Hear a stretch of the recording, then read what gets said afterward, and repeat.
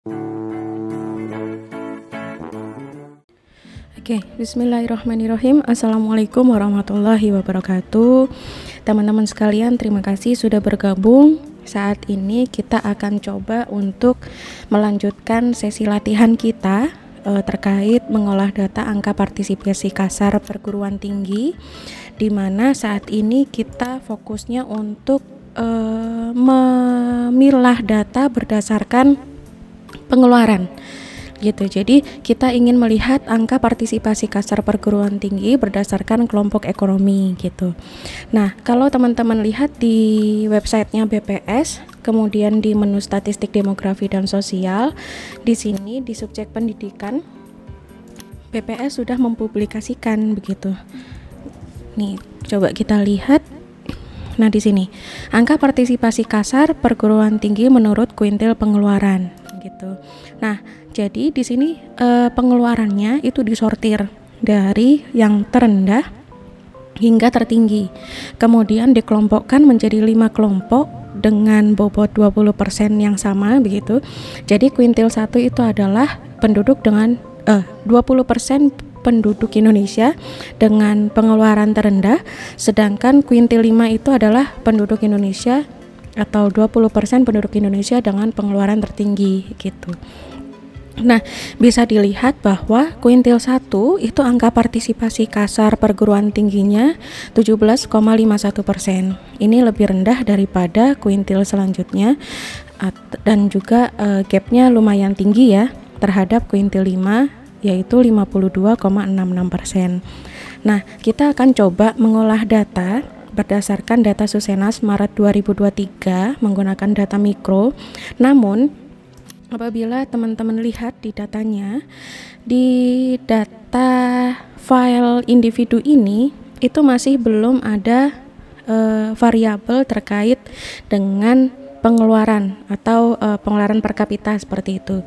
Sehingga kita perlu menggabungkan variabel yang ada di blok 43. Blok 43 ini adalah modul konsumsi dan pengeluaran. Jadi blok 43 ini di dalamnya ada variabel terkait dengan pengeluaran per kapita begitu, sehingga variabel yang ada di dalam sini perlu kita gabungkan ke dalam variabel individu ini. Nah, kemudian blok 43 ini juga terbagi menjadi 3 file yang berbeda. Bisa dilihat di sini 1131, 3236, 5194 ini merujuk pada variabel provinsi. Jadi kalau teman-teman ngelihat di layout data Susenas, kemudian di sini variabelnya berdasarkan provinsi, 11 itu untuk Aceh dan seterusnya hingga 94 itu untuk Papua. Begitu, sehingga kita perlu menggabungkan ini terlebih dahulu, kemudian kita masukkan ke dalam file individu. Oke, gimana caranya? Kita akan memasukkannya melalui aplikasi SPSS. Oke, sebentar. Nah, oke, sudah terbuka. Nah, kita pertama mengimpor data dari file database yang blok 43 1131. Kita buka, sedang running. Oke. Nah, di sini teman-teman lihat ada variabel kapita di sini. Nah, variabel inilah yang akan kita gunakan untuk menghitung APKPT berdasarkan kelompok ekonomi begitu, atau yang diproksikan dengan kelompok pengeluaran. Nah, kemudian ini kita lihat menjadi dataset 1 ya, untitled 2 dataset 1. Nah, kemudian kita buka 2 dokumen selanjutnya. Ini yang 3236. Oke, sudah terbuka. Kemudian kita buka lagi untuk yang 5194. Baik, sudah terbuka semua ya. Di sini dataset 3. Jadi datasetnya ada 1, 2, 3. Ini yang file blok 43 yang pertama, kedua, dan yang ketiga. Kita fokus di dataset pertama, yang 43 yang pertama. Jadi kita kumpulkan semuanya di dalam file ini saja. Caranya adalah kita klik data, kemudian merge file, add cases. Jadi kita ingin menambahkan data-data yang ada di dalam blok 43 yang kedua dan blok 43 yang ketiga ke dalam satu dokumen, yaitu di blok 43 yang pertama ini gitu. Jadi kita merge files, kemudian add cases. Nah, di sini kita pertama menggabungkan dataset yang ini dulu, yang blok 43 yang kedua dulu. Kemudian klik continue, klik OK. Bila sudah, kemudian kita masukkan data yang kedua, yaitu merge file, add cases, kemudian dataset yang ketiga atau blok 43 yang ketiga gitu ya. Kemudian kita continue dan klik OK. Setelah itu data sudah masuk semua nih. Data sudah masuk semua ke dalam dataset yang pertama ini ya, blok 43 yang pertama ini gitu. Kemudian kita save untuk menjadi dokumen atau file dengan format SPSS. Misalnya blok 43 compile gitu. Oke, kita save.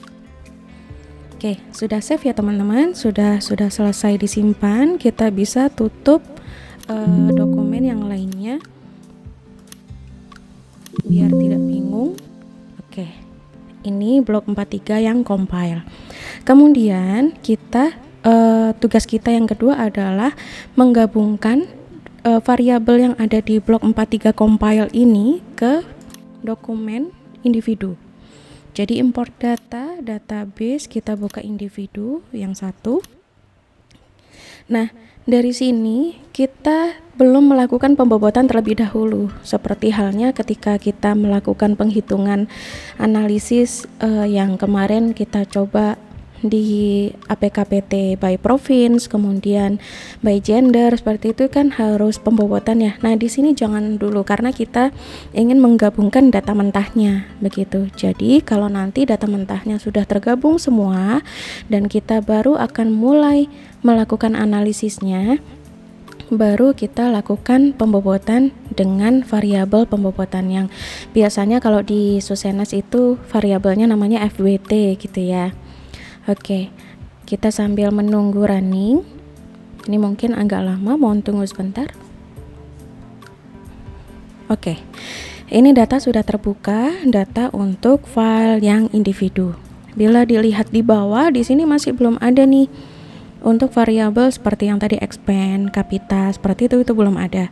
Sehingga kita ingin menggabungkan variabel yang ada di dalam blok 43 compile ini ke file individu. Caranya, sebelum kita lakukan penggabungan, lebih aman sebaiknya kita melakukan sortir data terlebih dahulu. Caranya, kita klik data, sort cases, kemudian klik urut. Urut ini adalah variabel kunci teman-teman. Jadi variabel kunci yang menjadi panduan bagi dua file agar melakukan penyamaan datanya itu menggunakan variabel urut ini gitu. Jadi kalau misalnya di Excel VLOOKUP gitu, nah yang menjadi patternnya, yang menjadi patokannya itu adalah variabel urut ini gitu.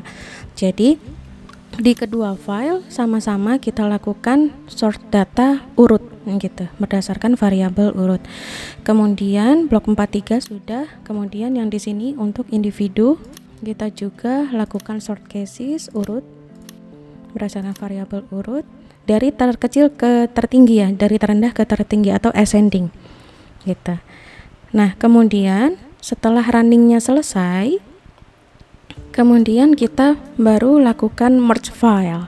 Merge filenya seperti yang tadi, namun nih merge file, namun kita memilih yang add variables karena variabelnya belum ada di dokumen ini gitu. Jadi add variables, kemudian data yang diambil adalah blok 43 compile. Nah, di sini kita memilih one to many merge based on key values karena ada variabel urut ini, angka misalnya variabel urutnya ID-nya nomor 1 begitu. Nomor 1 ini tidak serta-merta hanya satu satu jawaban saja atau mungkin satu individu saja begitu. Tapi satu ini bisa jadi ada 4 individu atau 5 individu seperti itu. ya. Jadi kita menggunakan one to many merge based on key values. Jadi satu ini adalah merujuk pada rumah tangga pertama, di mana misalnya nih nomor urutnya 1, maka ini merujuk pada rumah tangga pertama di mana individunya itu ada beberapa, misalnya ada 4, ada 5, seperti itu. Jadi kita pilih yang one to many. Kemudian untuk select lookup table-nya kita menggunakan dataset 1 atau yang tadi compile 43 gitu ya. Kemudian variabelnya, untuk variabelnya kita Ctrl A, kita keluarkan semua karena kita hanya merujuk pada yang variabel urut saja. Key variabelnya yang urut kita masukkan, kemudian kita klik OK. Setelah klik OK, dia akan running dan kita akan coba lihat apakah variabelnya akan berhasil masuk ke dalam dokumen ini. Kita coba tunggu. Nah, di sini sudah selesai, kita scroll ke bawah, ini dia. Jadi waktu tadi kan hanya sampai FVT nih. Nah, sekarang sudah bertambah ada food, non-food, expand, kapita, dan seterusnya. Nah, kemudian kita cek di data view. Kita cek di data view untuk di variabel urut. Nah, di sini yang tadi saya maksud. Jadi di sini ada beberapa individu begitu ya. Angka dengan nomor urut 1 atau keluarga atau rumah tangga begitu dengan nomor urut 1 seperti itu. Dan kemudian seharusnya masing-masing individu ini variabel kapitanya, variabel pengeluarannya itu masing-masing memiliki angka yang sama gitu. Jadi kita lihat di variabel kapita atau mungkin expand seperti itu dan variabel seterusnya. Nah, di sini jadi one to many. Jadi nomor urut 1 untuk beberapa individu sekaligus seperti itu. Nah, di sini sudah sesuai ya. Masing-masing individu telah memiliki data yang sama, data yang sesuai dengan nomor urutnya. Oke, kalau sudah. Nah, kini saatnya kita melakukan penghitungan berdasarkan yang tadi sesuai contoh yang ada di BPS APKPT menurut kuintil pengeluaran. Nah, bagaimana caranya? Di sini untuk yang blok 43 saya tutup dulu karena insya Allah sudah selesai ya. Jadi ini bisa di save. Nah, di sini kita save dulu. Mungkin kita kasih nama Susenas Maret 2023 gitu. Oke, mungkin begitu saja cukup. Oke, kita save. Nah, kemudian seperti halnya yang kemarin kita sampaikan bahwa untuk mengolah data Susenas dan Sakernas kita perlu melakukan pembobotan. Nah, di sini kita baru melakukan pembobotan gitu. Jadi kita klik data weight cases, kemudian di FWT weight cases by frekuensi variabelnya menggunakan FBT, lalu klik OK. Begitu, setelah selesai dibobotkan, baru kita melakukan pengelompokan. Jadi kuintil 1 hingga kuintil 5. Jadi kita kelompokkan. Nah, ini dia. Caranya adalah kita lakukan sortir terlebih dahulu. Sortir dari variabel kapita ini dari yang terendah hingga tertinggi. Begitu. Jadi kita lakukan sort cases, kemudian kita reset, kita masukkan variabel kapita. Oke, ascending dari yang terendah hingga tertinggi, kemudian klik OK. Nah, di sini dilakukan running.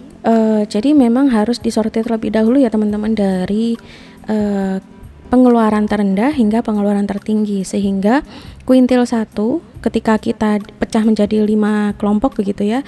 Kuintil 1 itu adalah untuk yang terendah hingga kuintil 5 itu menuju yang tertinggi begitu. Setelah dilakukan sortir begitu berdasarkan kapita, maka selanjutnya adalah kita membagi data itu menjadi 5 kelompok atau masing-masing 20%. Caranya adalah kita klik transform, kemudian rank cases. Nah, di sini kita pilih kapita. Kapita kita masukkan ke variabel, kemudian di sini rank types.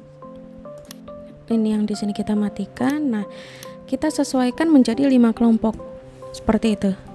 Kemudian continue, dan dimana rank 1 itu untuk yang smallest value ya. Kemudian klik OK. Nah, di sini kita akan mendapatkan variabel baru N kapita. Begitu, N kapita. Nah, kemudian setelah N kapita ini kita coba cek, klik kanan, descriptive variable. Nah, sesuai ya, masing-masing memiliki persentase 20% yang sama, dan di sini sudah menjadi 5 kelompok dengan jumlah yang sama, persentase 20% yang sama seperti itu. Nah, kemudian kini saatnya menghitung untuk angka partisipasi kasar perguruan tingginya. Jadi seperti kemarin kita membuat variabel baru gitu untuk jumlah mahasiswa terdaftar di perguruan tinggi. Nah, masih ingat ya, jadi jumlah mahasiswa yang sedang berkuliah di perguruan tinggi kita menggunakan pertanyaan nomor 610 dengan jawaban masih bersekolah, kemudian dilanjutkan 612 apa jenjang pendidikan tertinggi yang sedang atau pernah diikuti, dengan jawaban nomor 18 yaitu diploma 1 atau D2 sampai dengan nomor 24 yaitu S3 gitu ya. Oke.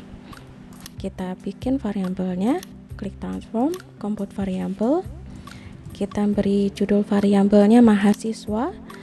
Kemudian kita lihat di sini untuk 610, di sini R610 dengan jawaban nomor 2. Oke. Dan kita ambil irisan, kita ambil kurung biar memudahkan. Di sini 612 ya, 612 lebih besar sama dengan 18 dan kurang dari sama dengan 24. 612 lebih besar sama dengan 18 dan N12 kurang dari sama dengan 24 gitu ya. Klik OK. Nah, kemudian kita juga perlu membuat variabel satu lagi, yaitu jumlah penduduk usia 19 sampai 23 tahun. Bila dilihat di kuesionernya itu berkaitan dengan usia. Jadi pertanyaan usia atau 407, berapakah umur Anda gitu, atau berapakah umur responden.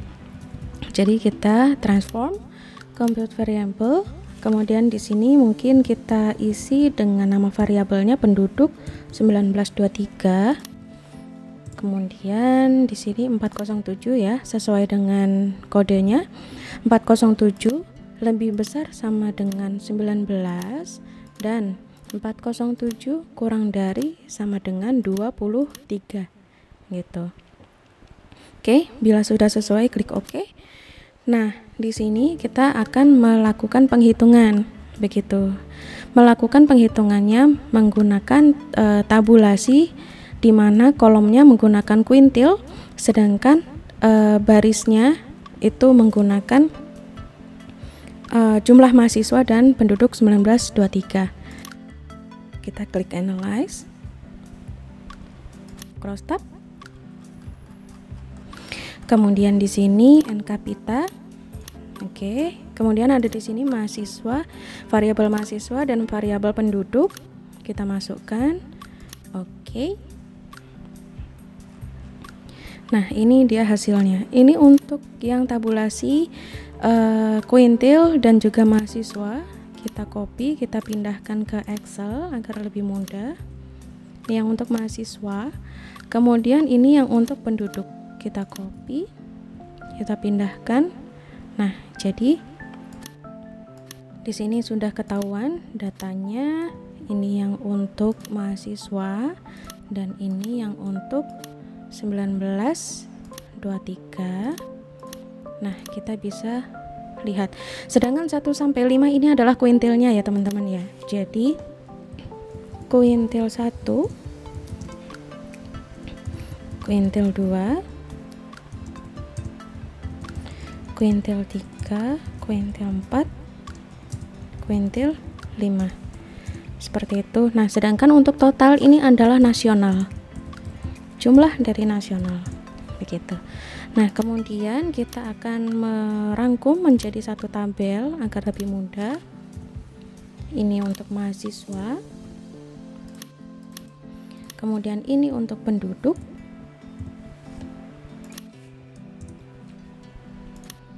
Nah, dan ini untuk APK PT-nya. Rumusnya adalah jumlah mahasiswa, kurung buka jumlah mahasiswa dibagi jumlah penduduk 19 hingga 23 tahun dikali 100. Demikian. Kita lihat, kita bold dan kita jadikan dua angka di belakang koma, jadikan desimal dua angka di belakang koma, dan ini adalah angka partisipasi kasar perguruan tinggi berdasarkan kuintil atau kelompok pengeluaran. Begitu ya. Nah, kemudian apakah ini sudah sesuai? Coba kita bandingkan dengan data yang setelah dipublikasi oleh BPS.